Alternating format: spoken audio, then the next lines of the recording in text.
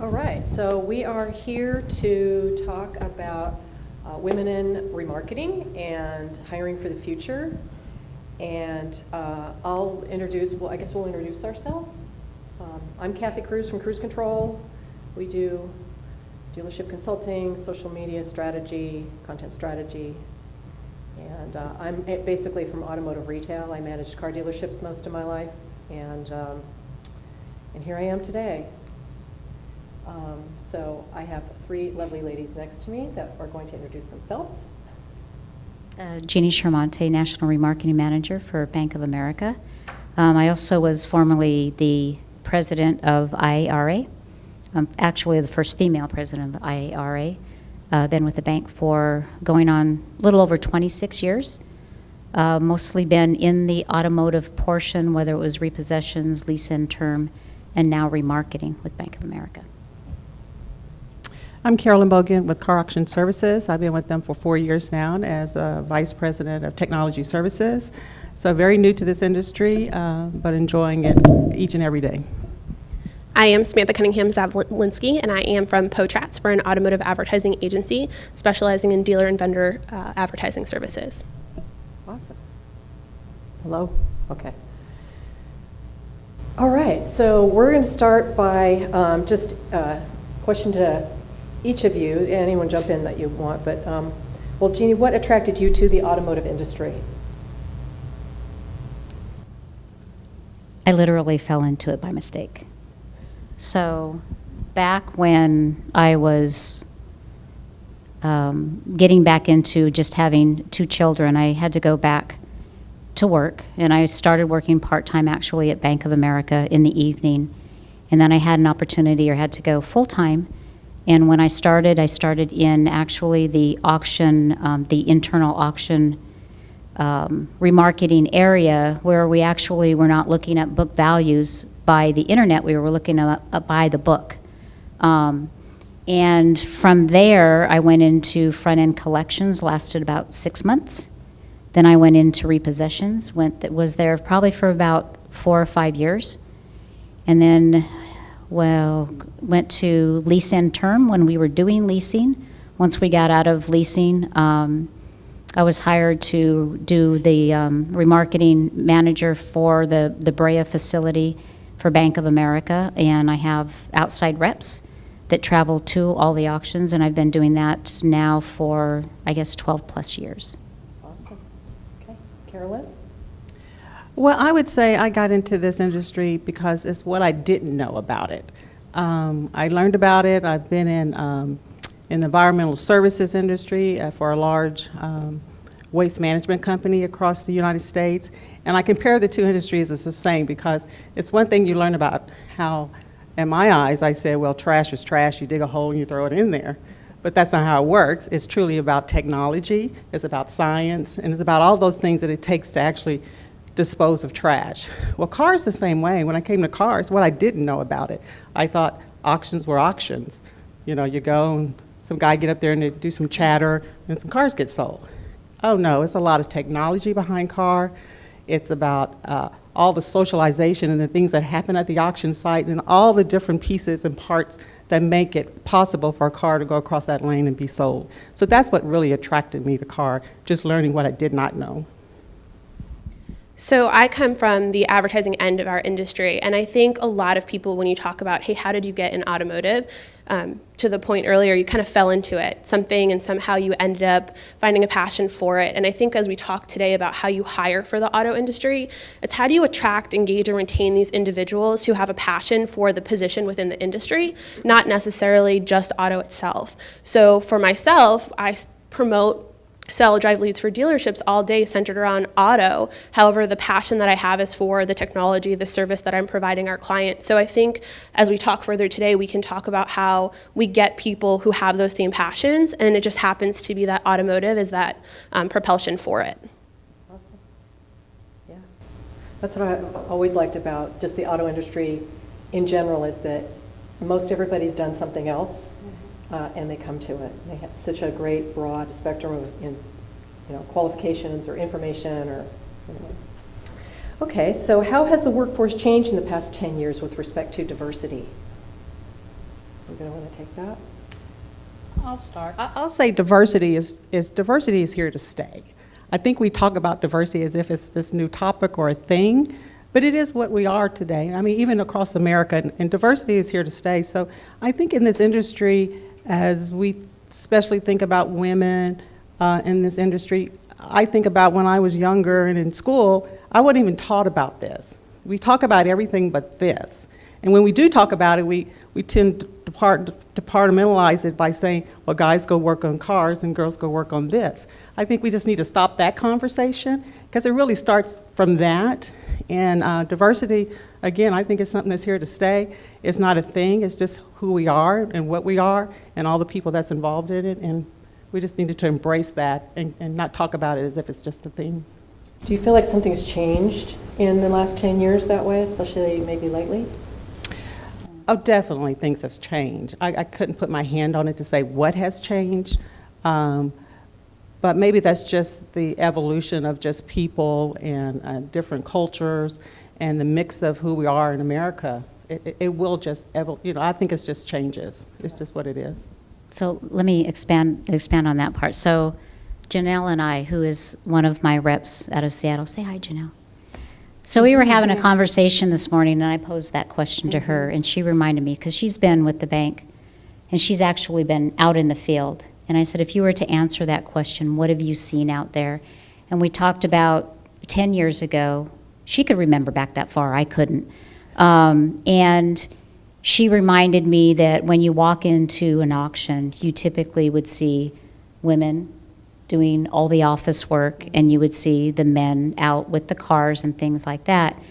Now, as everything evolves, and you would see the men in the leadership role kind of a thing. So now when you look back, you see a lot of lot coordinators, women that are out on the lots now. You still see women in the title department because nobody in their right mind would want to do something like that. But you're seeing a lot more women in different roles that men have been traditionally in, whether it's, we've seen some women CR writers. She made a good point, is like there are several female auctioneers. Actually, both of my daughters have been, one actually worked in an auction, and it's one of those, I think you love it or you hate it, but that's what I like most about the bank is this industry.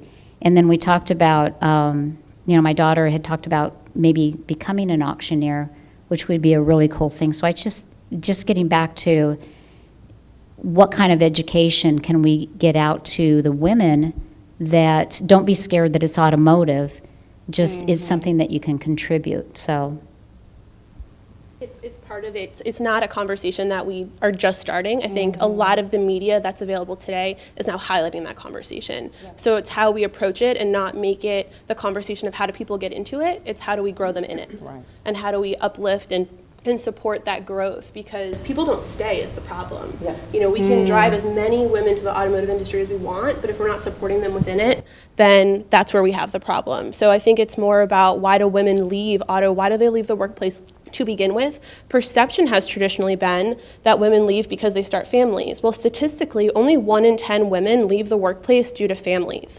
So that perception is wrong. What we need to be thinking about is what are those other reasons? Well, number 1 is pay. Number 2 is lack of professional opportunity. And number 3 is growth plans and career opportunities as well, and kind of hitting that glass ceiling or perceived glass ceiling. So when we're looking at how we're growing these women, how we're encouraging them to stay in the automotive industry, we have the same problems everybody else does, but how do we prioritize them is the difference. So when somebody comes into the industry, what are we doing to show them that there is an organizational path that they can take to grow and be that CEO of our organizations? How can we show them that there is opportunity to increase their pay as they grow through the organization as a whole? And so I think a lot of the times we don't prioritize that conversation with our employees on the sales floor because they are there, or whether they're in the BDC, it's kind of getting the job done today. But if we show them the job tomorrow that they can have, then they can see a long-term future within our organization. And I think so often we think that training and that career plan is something that they'll understand or assume is there. But I think women understand a lot more, or at least are a lot more agile to make a change because they're not told it. And so I think as we look at how do we grow individuals in our organization, as we even encourage, millennials to join our organizations, that's a challenge as well. How do we keep, females, millennials in our dealerships and our organizations as a whole? Those two things are going to be more prevalent as time progresses. Agreed. Yes. Yep. And that kind of dovetails into our next question is, why do you believe it's important to hire and promote women in the auto industry?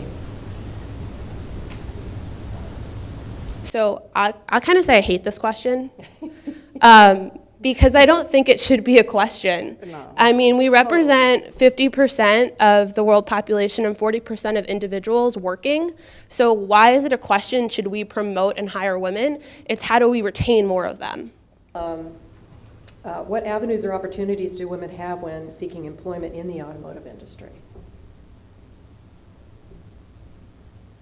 I think it really depends on what part of it, the dealership, or if they want to get into remarketing. I know that in the banking industry, when we go to hire a person for either internal or external remarketers, it's hard to find somebody within the bank that has that expertise to be able to just fit right in. For an outside rep who we have that travels to all the sites across the country, you don't want somebody out there, and it's a man or a woman, it really doesn't matter, but I think that they just need to have the passion to do a good job. I think the part about learning about cars, it's not that you have to know about cars, you just have to be, to me, real detail-oriented, want to do a good job, have the passion to do a good job, and I think everything else, give them the tools to learn about how to do their job, and I think everything just falls into place. Yeah, and I would say that starts with we have to talk about it with women and young ladies and folks in college. We don't do that. We don't talk about this industry as if it's a choice. And I think the more we educate them at an earlier age that this is just as fascinating job opportunities for you as to go into oil and gas or legal or medicine or any of those other industries, the same possibilities exist in automotive as well. So I think it's about educating and starting early to get that out there. Agreed. And I think that kind of parallels with, on the retail end, fighting that perception of what it means to be in the industry, what it means to go to a car dealership to begin with, right? Mm-hmm. So there's this stigma around it. So there's a stigma that exists with potentially working at one too. So it's kind of a two-pronged approach. In the retail end, if you fight that stigma and work to break down that perception of what it means to go to a dealership, you'll automatically make it a more welcoming institution to work for. And then on the vendor end of things, there are great talents that we can cultivate within our teams and cultivate individuals who want to work with us. And part of it is going to be in the training that we supply them. So many people at our agency, for example, come with zero automotive experience, but they come with the preset skills knowing digital marketing, for example. So it's our job to show them how they can understand and really work with dealerships, vendors, other partners. And so understanding opportunity is in our, for example, hiring ads and criteria, communicating that. Communicating there doesn't need to be this preset existing knowledge of, hey, what front end versus back end gross is, what special finance is, all of those specific aspects. And that's going to be what attracts individuals, because they're going to say, oh yes, I understand the digital software, or I understand X, Y, and Z, and then they know they can get the support to learn the other items that retain them. Yeah. Mm-hmm. Do you guys have diversity programs in your company that you'd like to share? Maybe if you've witnessed any wins in that arena?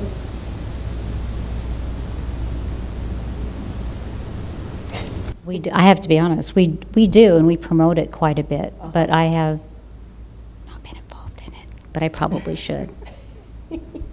No, they're very strong on diversity with the bank, definitely. Yeah. They have a lot of women leader groups and whatnot, and it's a lot of that's just finding the time to join those groups too. Yeah. Yeah. But they're very big promoters of that. Yeah. Okay. Where do you see women's role in the next 10 years in the automotive industry? Okay, that's like the other question I think we don't like. I know, it's like It's not comfortable to talk about this stuff, right? It's like, because it's almost one-sided. yes, you don't want to seem too one way or the Yeah, other. I get you it. know, I don't have daughters. I have sons and I have grandsons.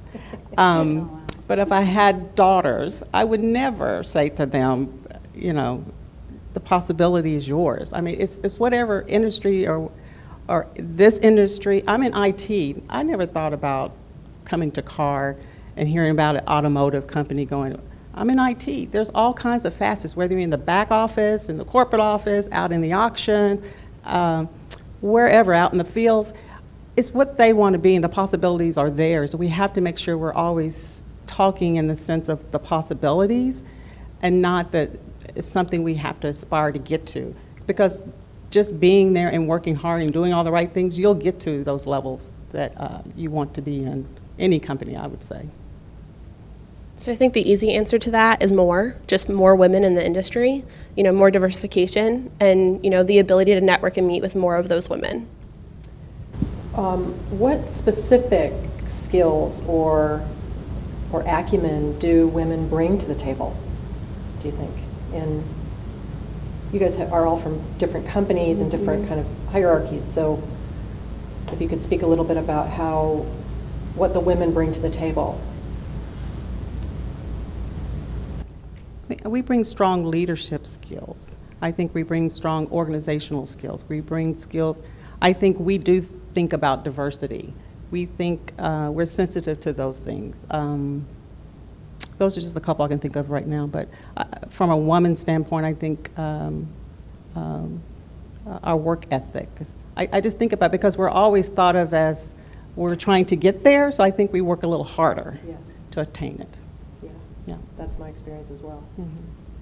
I think, you know, you always hear the conversation of like work-life balance, right? So at some point, each one of those aspects suffer, but I think in, you know, the workplace as a woman, you have the ability to multitask, maybe a little bit better than your counterpart. So I think that in an organization, that gives you the skills, especially as you grow into leadership opportunities, to understand how to multitask between your facets of your position and then also leading and cultivating your team. Yeah.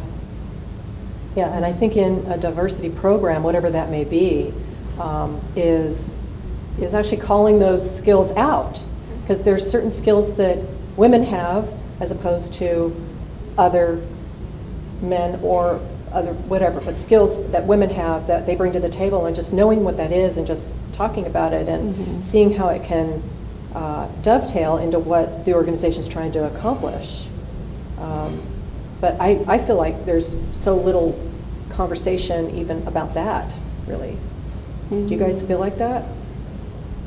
Maybe like I was saying earlier, we were talking before we got up here, and because I'm from automotive retail, so I have a different experience. These guys have a.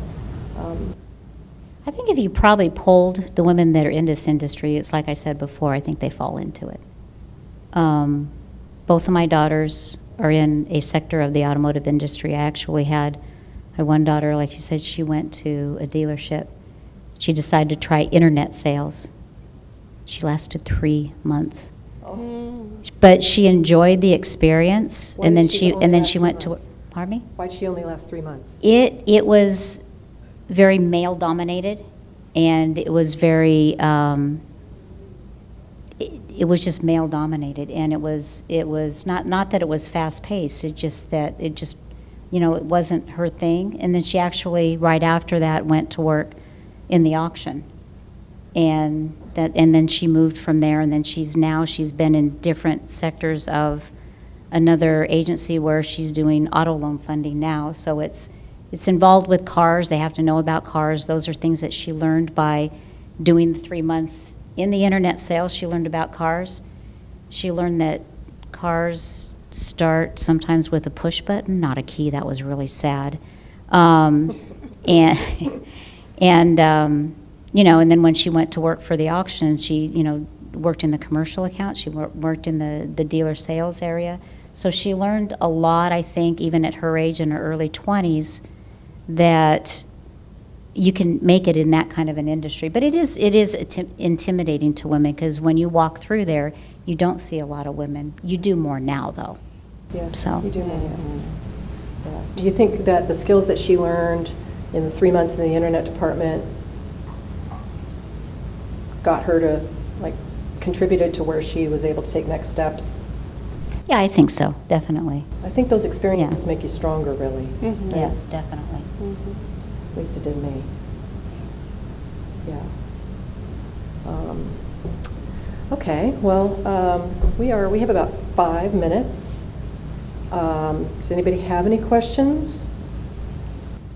Yeah, and I would add, and the more diverse you are, the world is that way.